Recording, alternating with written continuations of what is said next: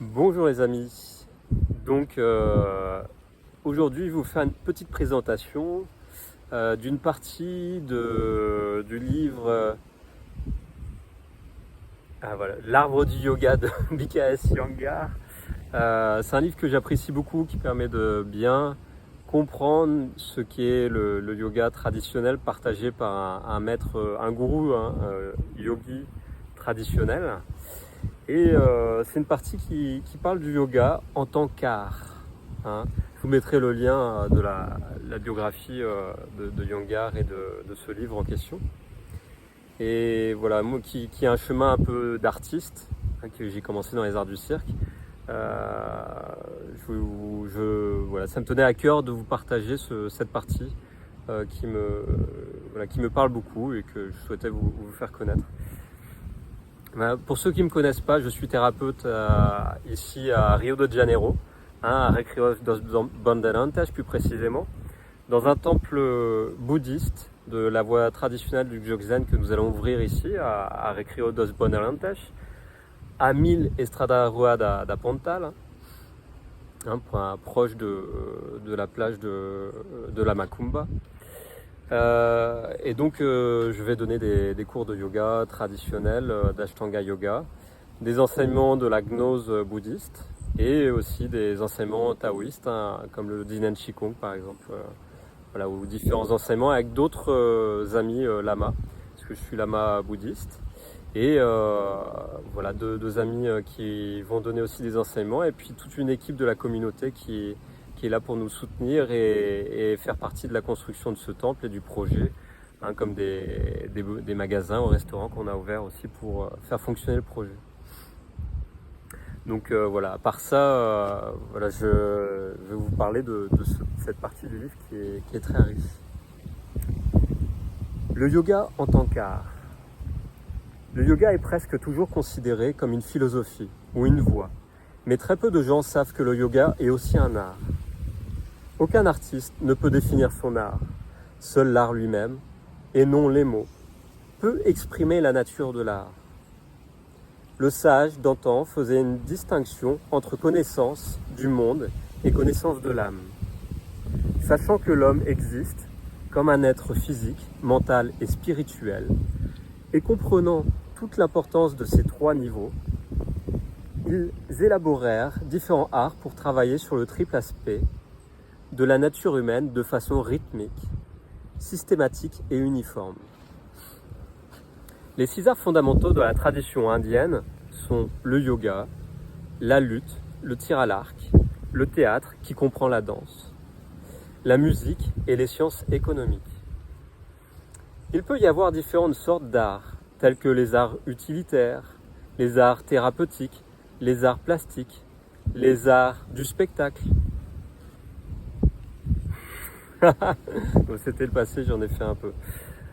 Et ça me parle, etc. L'art du yoga englobe tous ces niveaux et il est donc l'art fondamental. Par le yoga, l'être humain entre en contact avec l'âme. Le yoga est donc un art spirituel. Chaque asana a une forme géométrique et architecturale précise. C'est donc aussi un art plastique. Le yoga apporte santé et bonheur à qui le pratique. C'est donc à la fois un art thérapeutique et utilitaire. Quand la beauté et l'harmonie des asanas sont appréciées par un public, le yoga devient aussi un art du spectacle. 3 qualités sont requises pour devenir un artiste.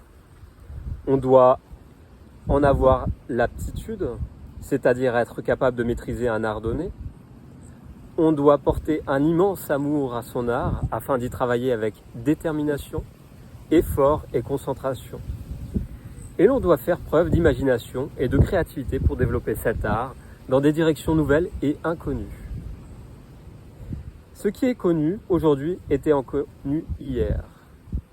Chaque jour apporte de nouvelles connaissances, mais l'inconnu demeure immense parce que l'universel est immense. L'inconnu est le terrain que les artistes doivent explorer afin de raffiner leur art. Tout en vivant dans un environnement social normal, les artistes doivent en même temps montrer une qualité de vibration nouvelle et opérer des transformations jusqu'à là inexploitées afin que vive leur art. C'est le Seigneur Shiva qui créa le yoga. Et il enseigna d'abord à son épouse, la déesse Parvati. Il est aussi Nataraja, le seigneur de la danse. Les yogis, tout comme les danseurs, le vénèrent, car il a donné à l'humanité ce double savoir afin que les êtres humains puissent connaître par expérience l'esprit sacré de la divinité dans chacune des cellules de leur corps et trouver l'uniformité dans la diversité, l'impersonnalité dans la personnalité. Il y a une belle histoire qui raconte comment le Seigneur Shiva invita le Seigneur Vishnu à voir sa danse de destruction et de création appelée Tandavanyatya. Le Seigneur Vishnu était assis sur Adishesha, le Seigneur Cobra. Comme le Seigneur Vishnu observait les mouvements du Seigneur Shiva, son corps devint très lourd et Adishesha suffoqué. Quand la danse prit fin, son corps devint léger. Adishesha demanda au Seigneur Vishnu ce qui l'avait rendu si lourd et ce qui l'avait rendu si léger. Le Seigneur Vishnu répondit : « J'étais totalement absorbé dans la danse du Seigneur Shiva et mon corps s'est mis à vibrer, ce qui a causé cette lourdeur. Dès que la danse a été terminée, j'ai repris conscience et suis devenu léger. » Se rendant compte que l'art de la danse intéressait beaucoup son maître, Adishesha dit : « Maître, si la danse vous a tellement plu, pourquoi n'apprendrais-je pas à danser pour vous plaire aussi ?» Et le Seigneur Vishnu lui dit : « Un temps viendra où le Seigneur Shiva te demandera d'écrire le Mahabhasya, le grand commentaire sur la grammaire. À ce moment-là, tu pourras apprendre à danser. » Or, l'auteur du Mahabhasya n'est autre que Patanjali, qui a également étudié la danse, tout comme il a écrit un traité médical et les Yoga Sutras. Il est considéré comme étant une incarnation d'Adishesha. Le yogi croit en Nirti Marga, la voie intérieure du renoncement.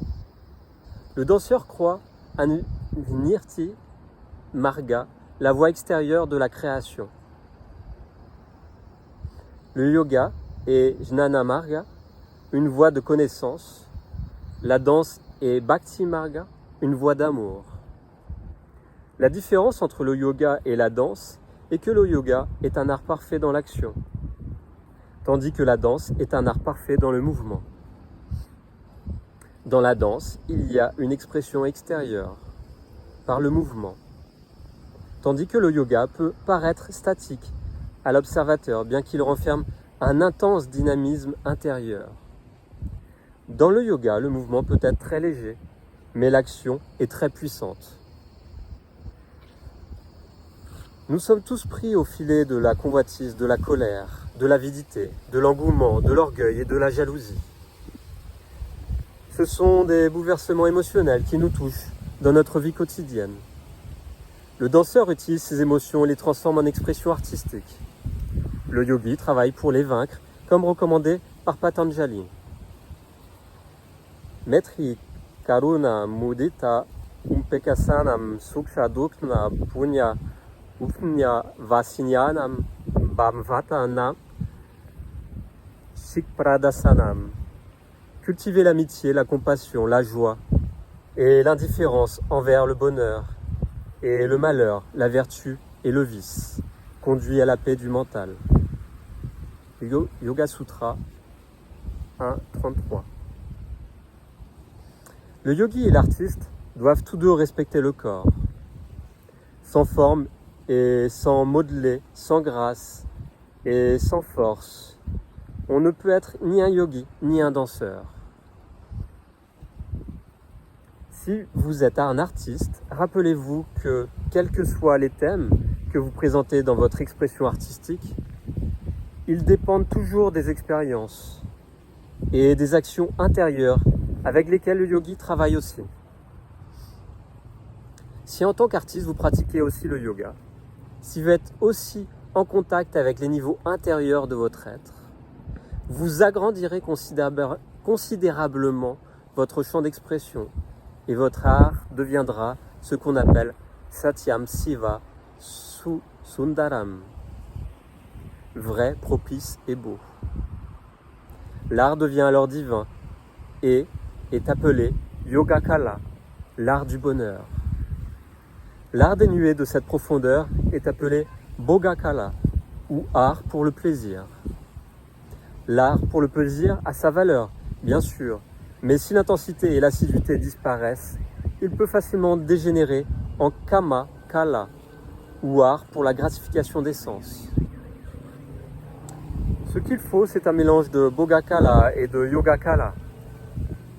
S'il n'y a que Bhoga-kala, l'art est simplement sensuel et n'est pas inspirant, tandis que s'il y a Yoga-kala, il est trop élevé et trop austère pour que la société y attache du prix. Pour émouvoir, éduquer et inspirer les gens, ces deux niveaux de l'art doivent être combinés et mêlés, afin que tous vivent dans la lumière parfaite qui illumine la conscience. Il y a alors une intense qualité de vibration qui permet à chacun de nous de vivre dans le champ de l'âme, afin que ce corps mortel boive le nectar de l'âme immortelle et que l'art devienne divin.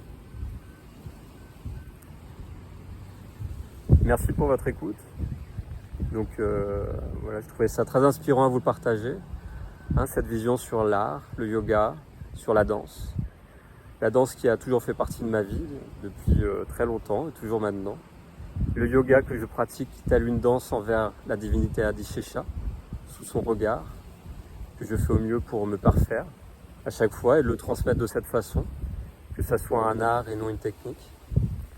Et je tiens à remercier toute la lignée qui m'a transmis les enseignements jusqu'à maintenant et qui continue à me transmettre au travers des enseignants spirituels que je rencontre.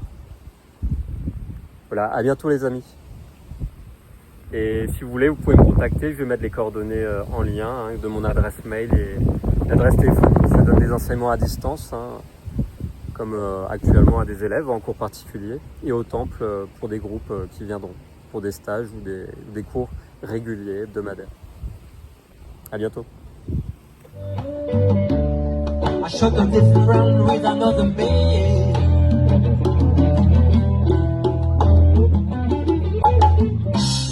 I'm going to shoot my lady. You know I got to mess around with another man.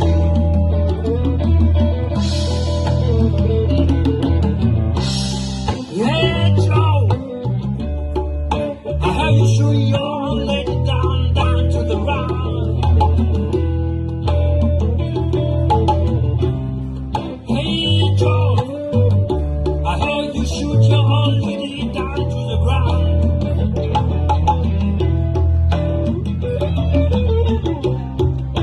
Shorter than the hole.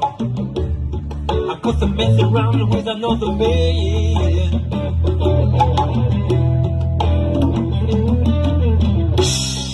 Yes, I shorter than the hole. I got to mess around with another man. And I shut up.